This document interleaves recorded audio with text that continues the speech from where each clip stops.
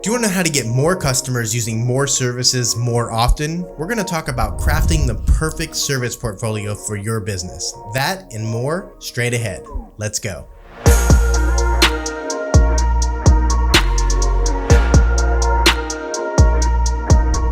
The service portfolio, one of my favorite topics to discuss. First, let's define it. Your service portfolio is quite simply the services that you offer. Now, whether you've been in business for 1 day or 10 years, chances are you've thought about or actually added or removed services from your portfolio based on opportunity or demand. Now, not everybody needs to change their service portfolio. And what you're going to find is we have this 3-step process for defining a strategy that we're going to use all throughout our videos. First, establish a baseline, a benchmark. Where are we today? 2, let's cast vision. Let's see where we want to be tomorrow. Do our goals and our objectives from where we are today and the strategy we have in place, does it line up with where we want to be tomorrow? From the service portfolio perspective, you might find that you're missing the mark somewhere. You may need to remove a service because it's something that you're putting a lot of effort and energy into that it's not performing or creating enough revenue.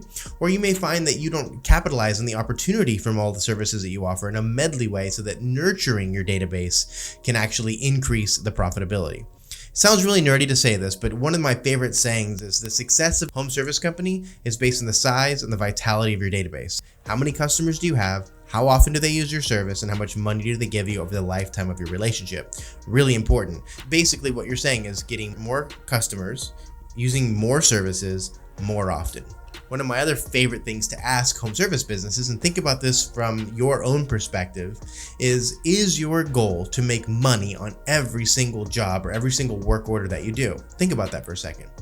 Chances are, if you're a high frequency service, if you're a landscaper, maid service, pest control, or pool cleaner, something very high frequency, you're going to answer no to that question. But if you're a high price service, if you're window replacement, if you're kitchen and bathroom modeling, then of course the answer is yes. So it's an interesting paradigm between high frequency, low price services and high price, low frequency services that everybody should be aware of. But the goal of every service company is to have a mix or a nice medley of these services so that you can both capitalize on the high frequency, low price to build your database up, as well as the high price, low frequency to capitalize on the customers that use your service to use that higher price ticket. So think about the services that you offer, and I'm going to go into a couple reports that you can run to see how you're actually performing as this comes to fruition. First, I just want to really think about why all this matters. It really matters because if you're not supporting the needs of your customers, somebody else will. Put yourself in that position. If you get a phone call from a customer who's a client of one of your competitors and they're asking about a service you provide that they don't, aren't you going to try to introduce your services and your brand to this customer to get them over to your database to have become a regular customer or regular client for your service? Your customers or your competition is doing the exact same thing.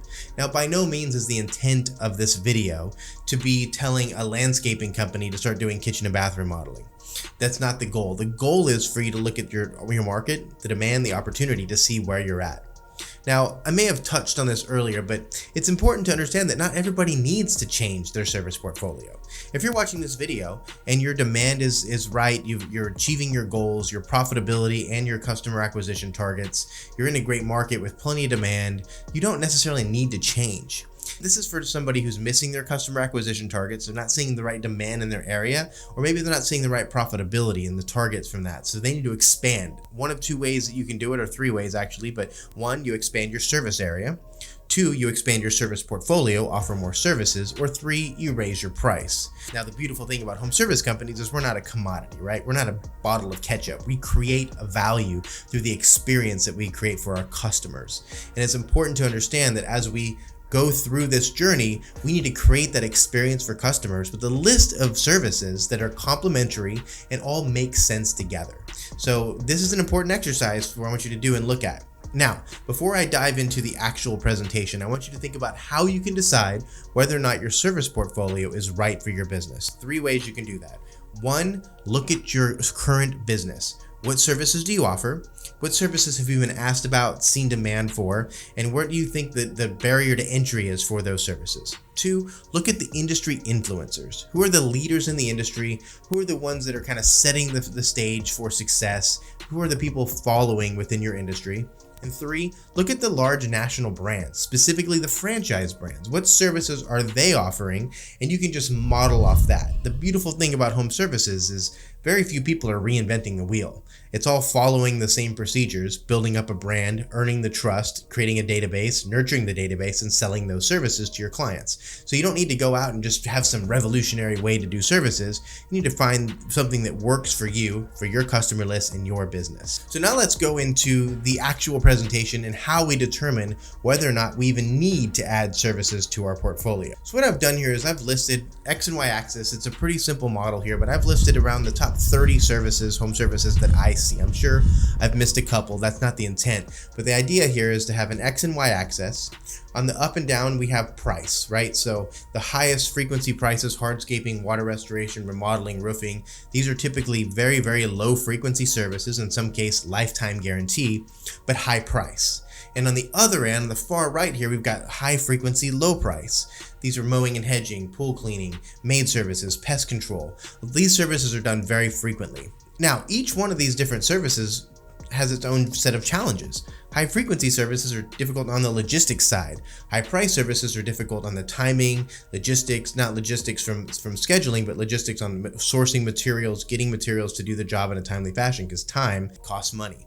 So they each have their own challenges, and the barrier to entry is difficult. If you've added or removed services from your portfolio, one, it's probably scary. When you started your business, you probably started because you felt like you could add value from providing a service that customers needed in your area. Over time, you increased or added services. With all those services you increased, it most likely included some training, some safety, maybe additional insurance, some new equipment, whatever it could have been. It's always scary to add services, but your job is to look for opportunity.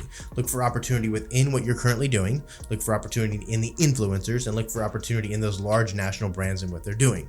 So nobody's going to offer every service. Again, that's not the intent of this, is to offer every service. The intent is to look for opportunity and demand in your market and complementary services to what you're currently offering.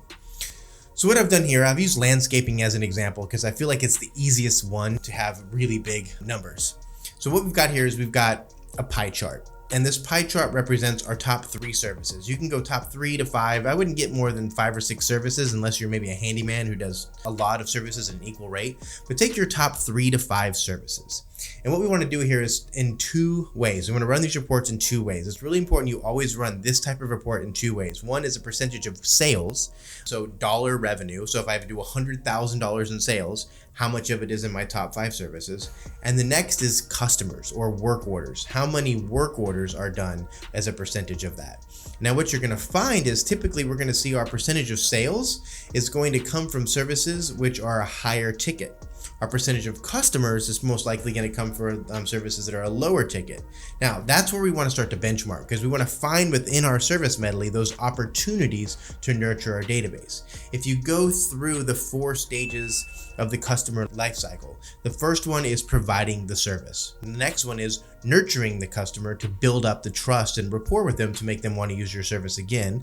The third is introducing those new medley of services, all the portfolio of services that you offer your customers. And the fourth and final stage is actually providing those additional services to your customers. So we want to look for opportunity within our existing service portfolio. You may not need to add other services. You might only need to do better at the services you currently offer.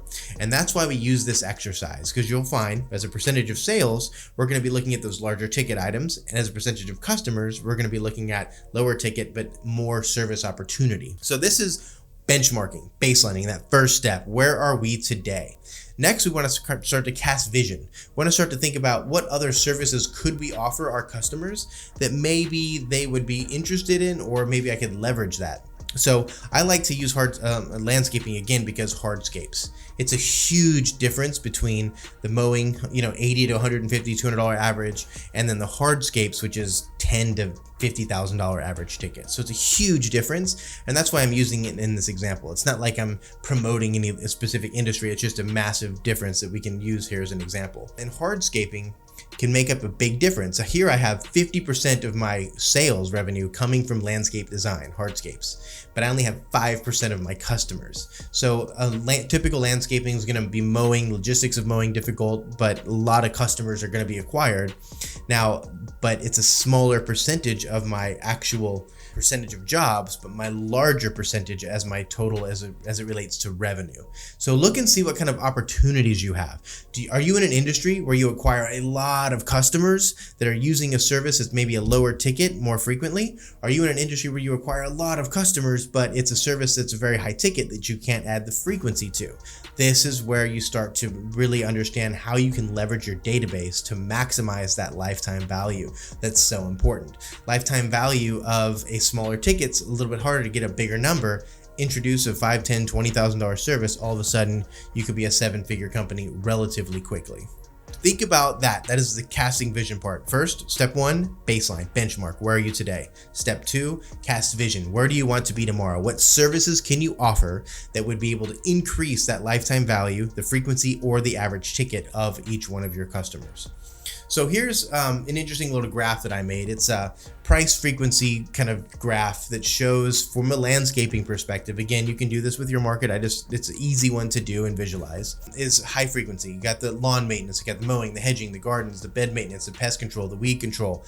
These are high frequency services that I can be starting to collect customers, bring them into my database. Maybe you offer one of these medium or low frequency services that you could move over to a higher frequency to get more customers. Next, medium frequency. I'm not going to read all of these on the list, but just think about, your pruning, seasonal cleanups, maybe some snow removal. These are services that are not offered as often, but something that are complementary to your existing database. And then the low frequency. This is where you really want to be leveraging your database to upsell. If you think about it, you have 1,000 customers in your database, and I can get 1/10 of 1% of those customers. So I can get 10 customers, which is an insanely low number, that already know, like, and trust me. They use my service. They understand who my company is, our core values of our organization. They're going to be a lot more likely to purchase our services. From a marketing perspective, the highest average ticket, highest closing percentage you're ever going to have is from a referral. So somebody within your database is much more likely to trust you and use your service and not question your service than somebody who's a cold audience. So this is taking a really warm, if not hot audience of people that you already service and introducing a new service, which is going to be much more likely to be successful on the back end. So these low frequency service: sod insulation, turf and artificial grass, outdoor lighting, irrigation, hardscaping, landscape design, tree removal. Again, none of these are exactly in line with what you may be doing right now, and you don't want to certainly add all these services, but look for the opportunity. Look for the opportunity from a cash flow perspective, from a customer acquisition perspective, from a need perspective, and really start to see what the barrier to entry of these services are. If you want to grow significantly, the way to do it is to get more customers in your database using more services more often for a higher average ticket. That's how you maximize lifetime value. That's how you expedite your growth. So I hope this video is helpful. Oh, I've got one more bonus for you too. One thing that's overlooked, it's not the best example for hardscape companies, or landscape companies, but it is really good in a lot of other industries. And one, that's add-ons, and 2, maintenance packages. Add-ons are great when you can get on the job site, something that doesn't take very much longer, but you can just have this little bit extra that you can offer your customers, either as a complimentary service or just something that's a slight small dollar upsell. The second is maintenance packages. These are most common in industries where it's a high ticket, low frequency, but these are done where you can get the customer to come back. Maybe you can get them to sign on for an annual contract for some ongoing maintenance or whatever it could be. So think about and look at your industry influencers, those large partners, those large companies in your industry, and see if you have a good fit from a maintenance package perspective.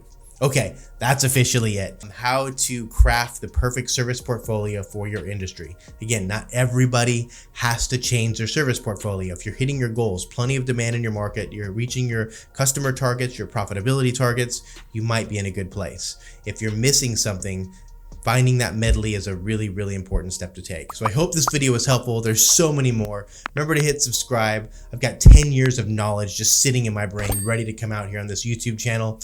Click, call, sell. I'm the CEO. My name is Michael Gregory, and I'm excited to teach you everything that I know about operating a successful and profitable home service company. I'll see you in the next video. Take care.